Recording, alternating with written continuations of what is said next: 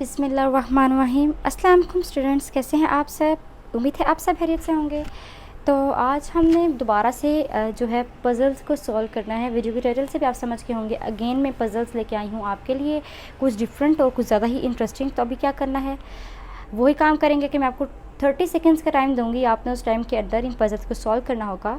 और अगर आपसे सॉल्व ना हुए तो 30 सेकेंड्स के टाइम के बाद इन पज़ल्स को मैं खुद सॉल्व करूँगी। तो अभी आपका टाइम स्टार्ट हो गया है, तो आप इन्हें सॉल्व करें।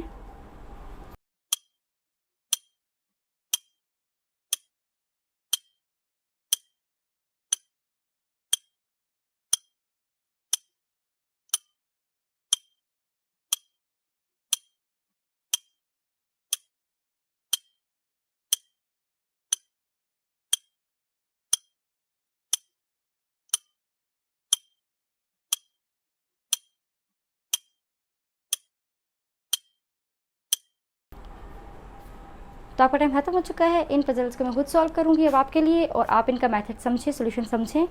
और अगर आपसे सॉल्व हो चुका है तो कमेंट सेक्शन में लाजमी अपना आंसर शेयर करिएगा। अच्छा, सर्कल्स हमारे पास बने हैं, यहाँ पर कुछ नंबर्स लिखे हैं इनके बीच में, लेकिन वहाँ पे जो थर्ड नंबर पे हमारे पास बॉल्स बनी हुई हैं, वहाँ पे क्वेश्चन मार्क है, दरम्यान में कोई आंसर नहीं लिखा, जबकि यहाँ पे 49 105, लेकिन उधर क्वेश्चन मार्क है। तो ऐसी क्या लॉजिक है कि इस जगह पे तो 49 आया है, इस जगह पे 105 आया है, लेकिन वहाँ पे क्वेश्चन मार्क है। तो जो लॉजिक इन दोनों पर लगी है वही सेम लॉजिक हमारे पास उधर भी लगेगी, और क्वेश्चन पजल इस तरह से सॉल्व हो जाएगा।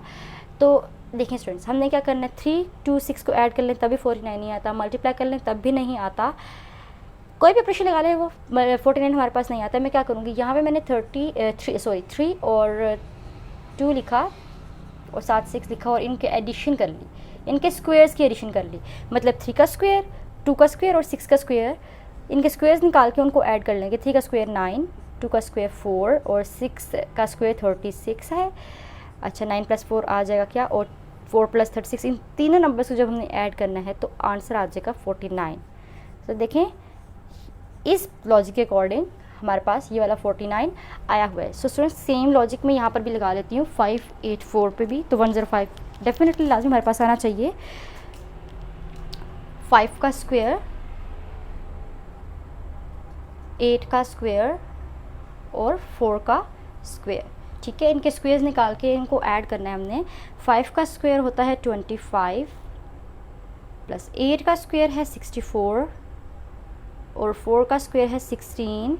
इन तीनों नंबर्स को जब ऐड करेंगे तो हमारे पास 105 बनता है। 105 हम लिख लेते हैं यहाँ पे,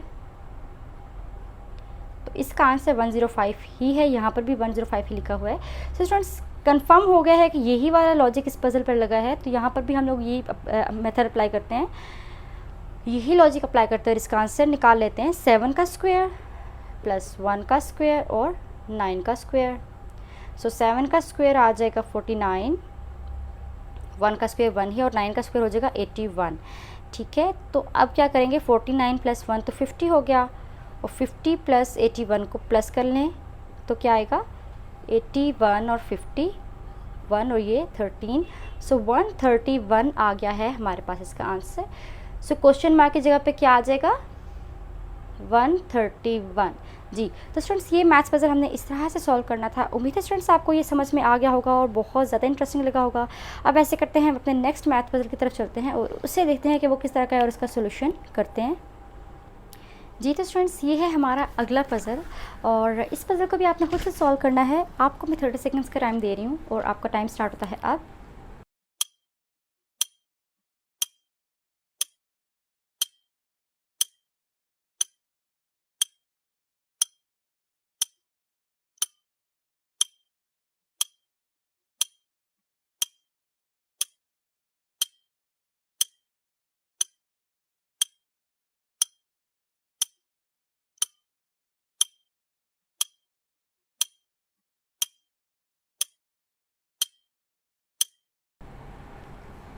तो आपका टाइम ख़त्म हो चुका है। उम्मीद है आपसे सॉल्व हो चुका होगा। अगर आपसे क्वेश्चन सॉल्व हो गया है तो इसका आंसर आप कमेंट सेक्शन में शेयर कर लें, और अगर मेथड शेयर कर सकते हैं तो वो भी लाजमी तौर पर शेयर करें।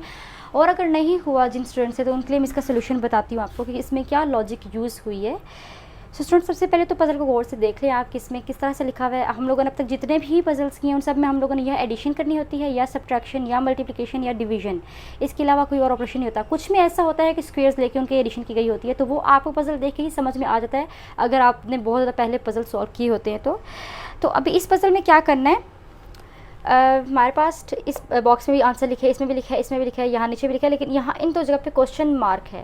तो इसका मतलब है कि आंसर फाइंड आउट हम लोगों ने इन जगहों से किया हुआ है, ठीक है, इस बात का ये मतलब है।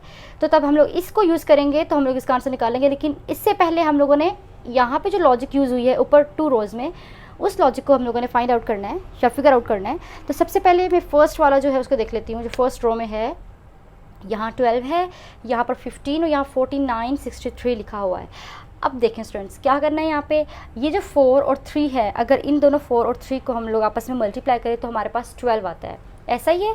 सो फर्स्ट नंबर इस बॉक्स का और थर्ड नंबर, ठीक है, ये नंबर और ये हम यहाँ लिख लेते हैं 4 और 3, और 4 और 3 को कर देते हैं आपस में मल्टीप्लाई, तो आ जाता है 12, और वो 12 हमने लिख दिया इधर, ठीक है। इसके बाद बीच में 2 नंबर रह गए हैं 9 और 6। अब 9 और 6 को हम लोग ये लिखें अगर इस साइड पे, ये वाला 9 हम लोग ले लें, ये 9 लिया और इधर से ले लिया 6, ये तो 9 और 6 अगर ले लिए और 9 और 6 को हम ऐड करें प्लस करें तो आता है 15, और 15 लिख दिया इधर, तो ये हम लोगों ने लिख दिया यहाँ पर। तो उम्मीद स्टूडेंट्स आपको ये लॉजिक समझ में आ गई होगी, जो लॉजिक मैंने अभी आपको बताई है। अगर क्लियर नहीं हुई तो हम इसको अब जो सेकंड रो है उसमें भी चेक कर लेते हैं। 54 6 8 4 9 और 12 लिखा है।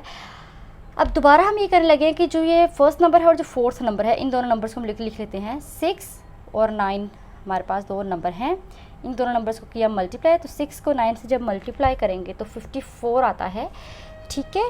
तो 54 को हम लोगों ने यहाँ लेफ़्ट बॉक्स में लिख दिया। अब दरमियान में 2 नंबर हैं 8 और 4।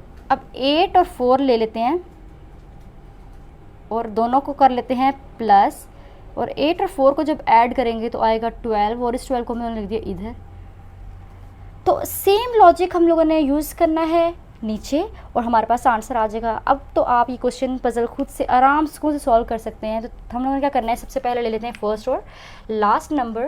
तो फर्स्ट और लास्ट नंबर है 3 और 9, ठीक है। 3 और 9 दोनों को किया आपस में मल्टीप्लाई, 3 9 टाइम्स हो जाएगा 27, ठीक है। तो 27 को हम लोग लिखेंगे इस वाले बॉक्स में, ठीक।